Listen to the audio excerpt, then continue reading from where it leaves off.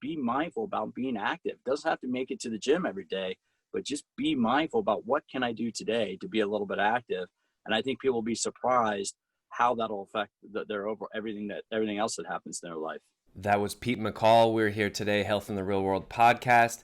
Talking with Pete about a lot of really cool stuff today. He's talking about the difference in doing a starvation type diet versus actually changing your metabolism, different kind of technical things like that. Very encouraging, very motivating.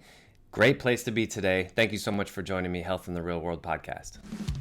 It's the Health in the Real World podcast. It's time to start the show with Janke as your host. Here to give you everything that you need when it comes to fitness strategies. We keep it simple and easy. It's your roadmap to get healthy. You don't need equipment and you don't need a gym. Just the right strategies to get you fit and trim. Health in the Real World podcast today brought to you by My Core Balance. These are all the videos that display in the My Core Balance membership site. Visit www.mycorebalance.com and enter promo code podcast to get 10% off of your monthly membership. We have all levels, beginner, intermediate, advanced, and all body parts available there. I'm leading every single one of these little workouts and hope to see you on the inside. All right, here we go. Pete McCall. Health in the Real World podcast. We're here today with Pete McCall. Pete is a podcaster and a personal trainer. His podcast is called All About Fitness. Pete, welcome. Hey, Chris, thanks so much for having me. It's really an honor to join you on your podcast. It's as somebody who does the interviews, I'm not used to one being the interview subject, so I'm looking forward to this. I know I get to turn the spotlight right onto you. So here we go. So you've been a trainer for a while, 22 years or so, you said, right? Yeah. What, so in your opinion, if you could distill down to maybe 1, 2, 3 things, what are the most important things that you would tell a beginner who kind of wants to get healthy? What would you tell them as far as what is your order of operation here? Well, that's a huge question, but what I really try to get people to think about is really to think about the long game, right? And a large part of it is depending on the age of the individual. Like somebody in their 20s really is going to be focused on appearance. That really is, that's one of the reasons why people get into fitness, and that carries on throughout as we get older. But as you get into your late 30s and 40s, exercise becomes the means by which to manage the aging process. So I really try to get people to think about, all right, let's shift our focus away from the mirror. Let's shift our focus away from what we look like and really think about using exercise as a way to manage your health and be able to manage what's called successful aging. Right. Absolutely. I love that. So successful aging, what would you say some of the principles of that are? Obviously the traditional, the standard diet, exercise, good sleep. What's sort of your protocol? What's your attack, plan of attack as far as that goes? Well, the term, and I'm totally blanking on the authors right now, but it's a term from a couple of researchers. And successful aging is optimal psychological health, optimal physiological health, and a lack of or avoiding chronic disease. So it really is in exercise. When you look at the literature, exercise plays a key component of that. And one thing, and this is something I'm working on a book right now about exercise and aging. And one of the things that's fascinating right now, Chris, is when I first started training 20 years ago, people that were in their 60s and 70s really didn't have much of a history of exercise, if they did any at all. They really were, a lot of people that age group were sedentary. But now we have people in their 60s and 70s who've been exercising since fitness became popular in the 70s. We have to look at the modern health club industry really started in the 1970s. And so now you have a whole generation of older adults who've been working out their entire lifespan. And it's giving the scientists pretty phenomenal stuff to study. And what they're seeing is exercise, adults in their 60s and 70s who've exercised throughout the course of their lifespan have muscle physiology, have cardiorespiratory fitness, decades younger than other people the same age group. And that really is that's the message I try to get out there, is that exercise is the most effective way to really manage the aging process. It's pretty amazing if you think about it. You mentioned the modern gym and fitness industry kind of started in the 70s. Arnold Schwarzenegger had a big role in that. Mm-hmm. And if you watch his documentary Pumping Iron, and people thought he would, him and all his buddies, they were just weird, right? This is like nobody was doing this back then. And he's, I heard a story. He, part-time, he was a bodybuilder, and then he would go to school part-time, I think like Santa Monica Community College. And he'd be sitting in the back of the room, like shaking his protein shake, and everyone like, what are you doing? And, nowadays it's like, you're not going to bat an eye if you see someone walking around with a protein shake and you know exactly what they're doing. And so I think in those, 50 years, the education level of just the average person is so much higher than it was if you look way back to the 1970s. So that's pretty amazing, though, that people who have those decades of experience are, how would you call it, like metabolically, like decades younger than their counterparts who are the same age? But that's exactly it, Chris. You hit the nail on the head metabolically, because strength training uses type 2 muscle fibers, right? And so when we use type 2 muscle fibers and we're going and working to a point of fatigue, your type 2 muscle fibers use carbohydrate or use glycogen to produce energy. So people in their 60s and 70s that aren't doing strength training don't have the same glycogen or carbohydrate metabolism. They might be going out for a walk, or they might do lower intensity exercise. But that's primarily free fatty acids. That's primarily your lipolysis, fat burning for fuel. Whereas people in their 50s, 60s, and 70s who are doing strength training, who are doing high intensity exercise, they're engaging their type 2 fibers. They're utilizing carbohydrate metabolism, which right there significantly reduces the risk of onset diabetes, which is the inability to metabolize carbohydrate efficiently. And that's one of the biggest things that people, as they age, and what's happened is aging, as people age, their activity levels decline, and that's where their physiology changes. So one of the biggest benefits that they've seen in the research is that people in their later years who are strength training, they're phenomenal. Their metabolism is still very efficient and very much able to stay on top of their diet and their nutrition. For sure. I think what's interesting, maybe it's not as bad now, but I think one of the misconceptions about, weight loss, for example, somebody who maybe doesn't know any better and they want to lose weight, and they just start restricting calories. And somebody who falls into the category of what you're just talking about, they're not able to metabolize carbohydrates properly.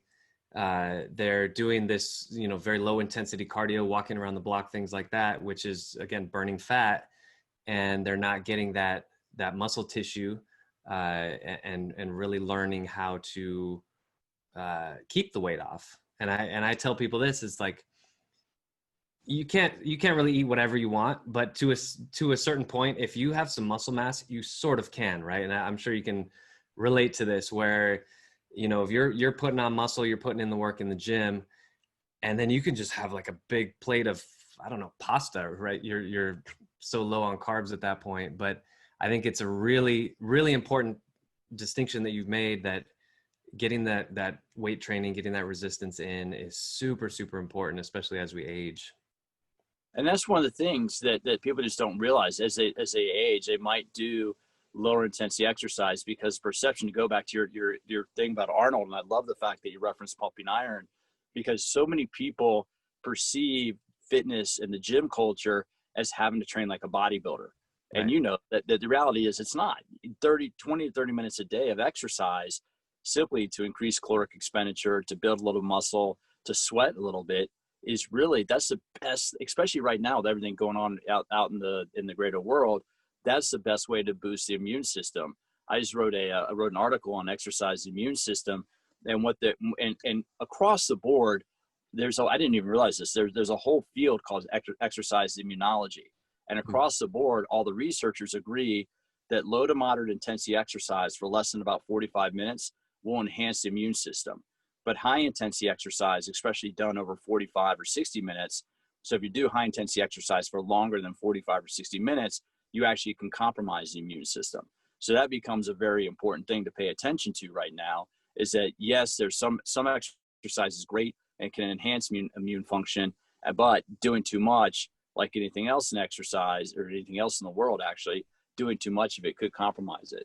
And that's really where I think just people, getting back to the point, I think a lot of people have the misperception is if they can't spend 2 hours in the gym, they shouldn't go at all. Right. Because if I can't train to look like Arnold, why even bother? When in reality, it's one of the best things you can do to promote your health. Right. Abbreviated training, quick 30 minutes in, 30 minutes out. The way I talk to my clients about this, I use a traffic light analogy: green, yellow, red.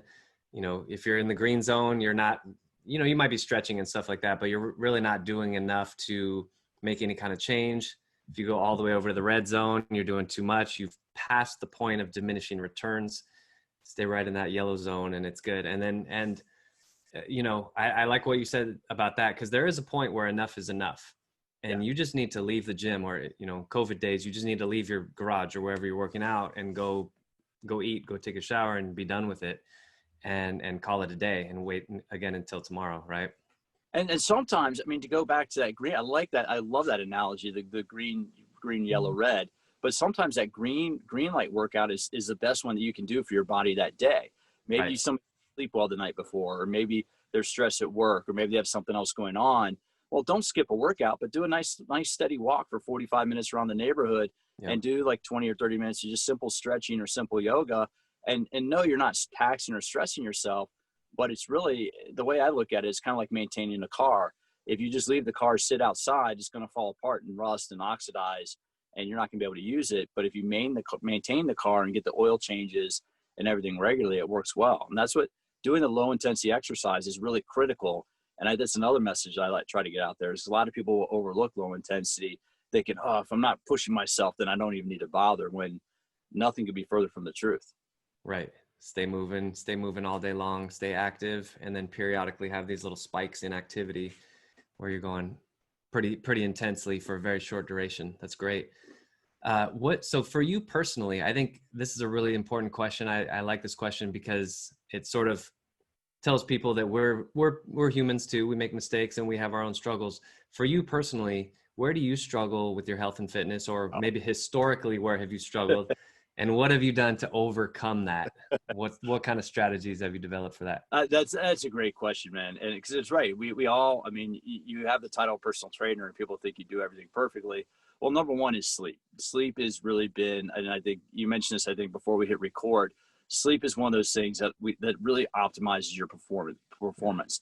Yeah. And I interviewed somebody recently. I haven't posted it yet, but I interviewed somebody, and he made the point that if you can say you're sleeping 6 hours a night right now, for some people might work, but if you can boost that to 7 hours a night over the course of a week, that's like getting an extra night of sleep.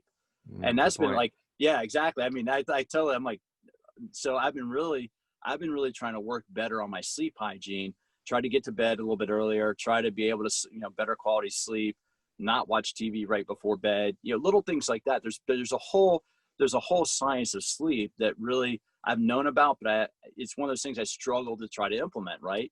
That and nutrition. I with nutrition, like a lot of people, I have periods of time where I have weeks where I'll do, let me say this, if I do my meal prep on Sunday, I have a good week.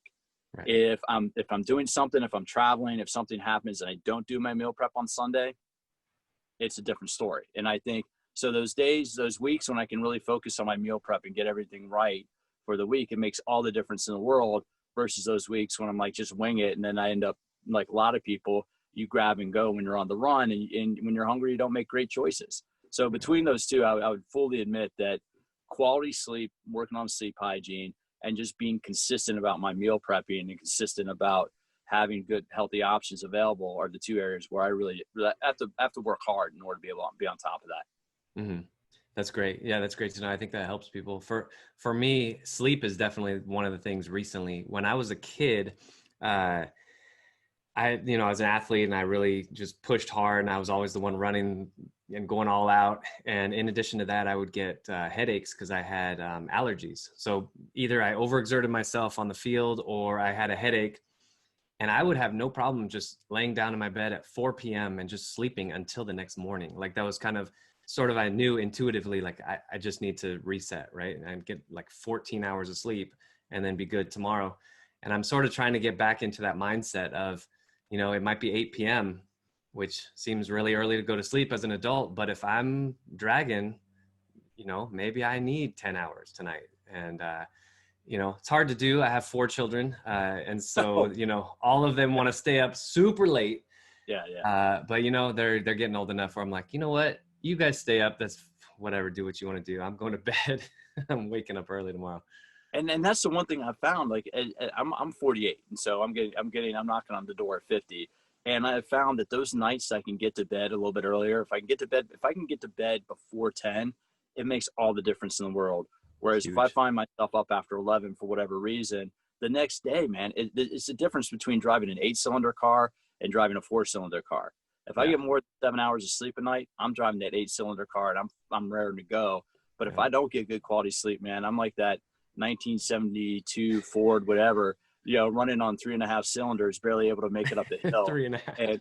And it just, but that really is. I mean, the more I practice it, it just, sleep hygiene is hard to do because there's always, especially you guys like you and I, that we're always there's always something we could be doing, right? Right. Emails you could be sending, something you could be doing. Sometimes it's just hard to I got to close that computer. I got to shut it off and do what I need to do to get ready for bed. Yep, absolutely. So let's go a little bit bigger picture now. So as far as life advice, so let's say a university called you in to give the commencement speech, and you're about to talk to all these 22-year-olds who are about to start their professional lives. What do you tell them as far as big picture success? Weave health into it a little bit if you want, but what are kind of some benchmarks, some milestones, some bedrock foundational principles that you like to live by? Well, one, that's number one. I like that question. That's a great question. Two, I'm going to share with this. This is a friend of my mother's told me this when I graduated college. She said, keep your resume and keep your passport current.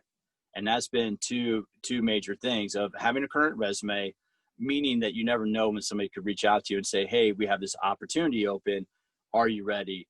Then having a current passport means if opportunity comes up for international travel, you can do it. I firmly believe, Chris, that there is no such thing as luck, that luck is the result of opportunity and preparation. If you're out there, and that's the message I would try to tell 22 somethings. If you're doing the right thing, if you're ready, you show up prepared. You be ready for what you're going to do. No matter what you do in life, just be ready to do it. Whether you're playing a sport, whether you're going to a meeting, whether you're working at a coffee shop, just be ready for what you're going to do. Be prepared and act professional. And it's been amazing how it's led to, it's created opportunities for me. I've the last 3 or 4 years, I've had the opportunity to travel the world representing a couple different fitness brands. And part of it is I had a passport, and B is just, I was always prepared. If I got the opportunity, I was ready to go, and I'd come in ready, prepared. And if I wasn't prepared, it was because they didn't give me the right information or something happened and the manuals didn't get sent or something. But it's also just being adaptable. You have to understand that not everything is going to go perfectly. And rather than sit there and be upset about it and say, well, this is wrong, you look at, okay, what can we do? What do we got? What can we do going forward? So it really is a matter of just being adaptable, being prepared, and finally, be active. You don't have to be in the gym every day. Do something active every day. A 20-minute walk, if that's all you can do. Back in 2004, I had Lyme disease. I got bit by a tick when I was mountain biking, and it was really that I had no energy, but I got out for at least a walk around the block every day. And with you've had 4 kids, I've only had 2 kids, but no matter what, I've always managed to get 15 to 20 minutes of activity almost every single day, unless I was either on a plane for 14 or 15 hours or some major thing happened. But, life never gets so bad that you can't do at least 15 minutes of something just to make yourself feel better. And it's always being active. And I'll end with this because I'll turn around. I'm sure you've had friends from high school or college contact you like, well, how do I get back in shape? And my response always is, well, don't let yourself get out of shape. I'm sorry. Exactly. You played, somebody I might've played college football with. It's like, dude, we're the same age and we both have been going through things. I don't understand how you gained 150 pounds. Yeah. And it's unfortunate, but there's ways to lose that, but just always just be mindful about being active. It doesn't have to make it to the gym every day, but just be mindful about what can I do today to be a little bit active. And I think people will be surprised how that'll affect their overall everything else that happens in their life. Absolutely. A lot easier to stay in shape than it is to get in shape in the first place, right?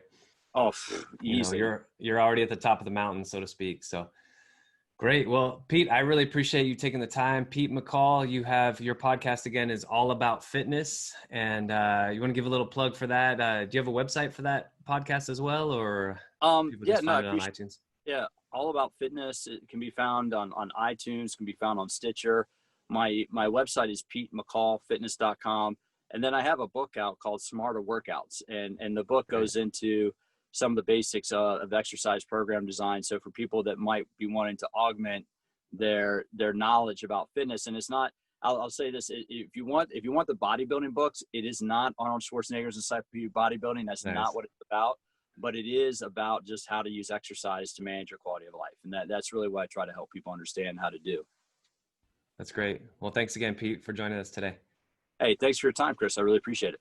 Thanks for listening to the Health in the Real World show. Make sure to like and subscribe and comment down below. Visit mycorebalance.com to learn more.